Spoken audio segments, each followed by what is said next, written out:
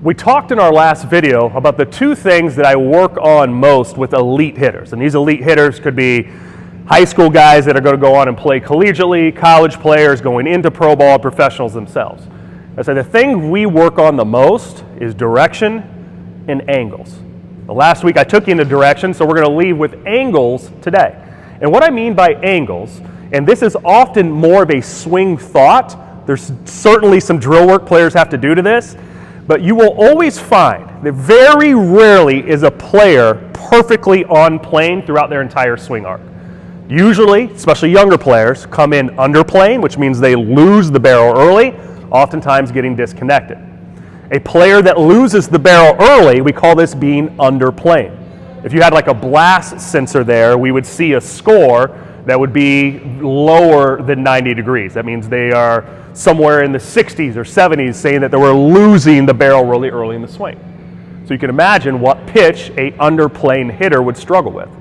They're going to struggle with balls near or at the top of the zone. So the swing thought that players that are naturally underplane has to have are some really old school teaches and swing thoughts of being on top of the ball, I'm going to hit down on the ball, or I'm even going to take my knob directly to the ball.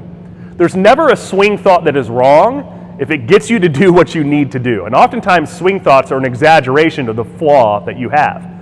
I think these have been passed down over time as being that this is the way to hit because players that are really successful at the professional level oftentimes had to think about being really short to get to velocity. So they had those type of swing thoughts to make sure they weren't losing the barrel. And by losing the barrel early, if you're late, you're doomed. So think about that. If I'm a player that has a little disconnection, which especially youth players have, a lot of disconnection early in the swing, it's okay to think or work the drills that'll be at the top of the zone, thinking about being really short and direct, taking my knob right to the ball, swinging down on the ball. All those things will hold true and help a player that's underplaying and losing the barrel be successful. Now, the opposite holds true for somebody that pushes their hands. So if you get somebody that's overly pushy, we call that being overplaying. And so although they're very short to the ball, their success is often going to have to happen well out in front of home plate because the barrel turns underlay. So one, timing is really important for these type of hitters is they have to catch the ball out in front. But the other thing that often happens with players that push their hands is they tend to continue the hands outrace the body in the turn, so slightly out of sequence. But because of that, and I disconnect from my body, any pitch that's down in the zone continue on a downward trajectory too. So players that are overplaying often have a hard time of using their body angle to turn the barrel underneath the ball. And that's a posture issue. So players that are overplaying and pushy, I tend to work them at the bottom of the zone a lot.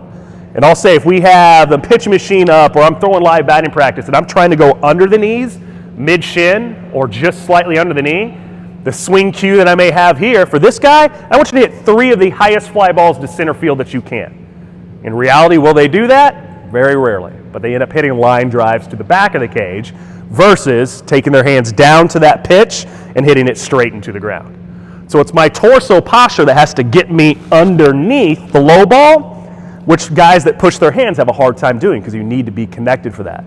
So low tee, balls at the bottom of the zone, and the simple cue of hit the ball in the air, and they have to self-organize to figure out how to do that.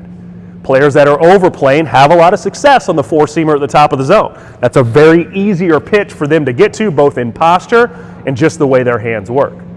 We'll find the majority of players fall in one of those two camps, and very rarely do we have the special hitter that is just perfectly on plane in their arc of that person in the middle.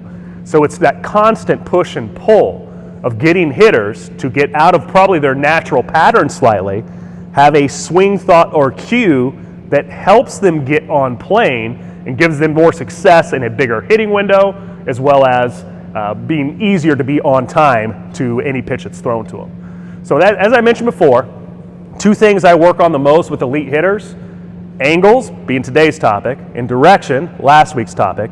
And those are a couple drills or mindsets that you can have for each.